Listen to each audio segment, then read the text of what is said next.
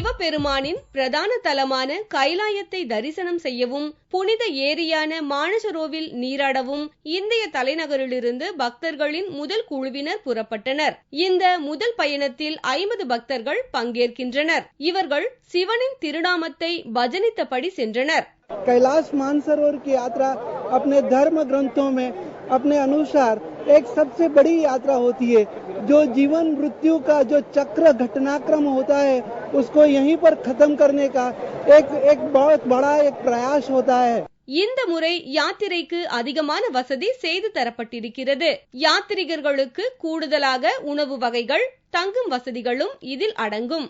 और यात्रियों को रास्ते में कोई असुविधा ना हो, उनका अच्छा खाना पीना, अच्छा रहना और हर तरह की सुविधा का हम लोग ध्यान रख रहे हैं. और इस बार और हमने अधिक सुविधाएं करने के लिए 2 हट बढ़ाए हैं, उससे 16 बेड करीब एक्स्ट्रा हो गए. और यात्री क्योंकि खाने में उनका टेस्ट बदले इसलिए साउथ इंडियन डिशेस का भी हमने इस बार उसमें व्यवस्था की है. और अपने पहाड़ और उत्तराखंड की संस्कृति को सब लोग उससे जाने, इसलिए हमने उत्तराखंड के खाने और जूस भी वहाँ पर रखे. और पूरी कोशिश है कि यात्रियों को कोई परेशानी रास्ते में नहीं होगी. கைலாயம் 3 கோடி ஆண்டுகளுக்கு முன்பிருந்து பக்தர்களால் தரிசிக்கப்பட்டு வருவதாக கூறப்படுகிறது.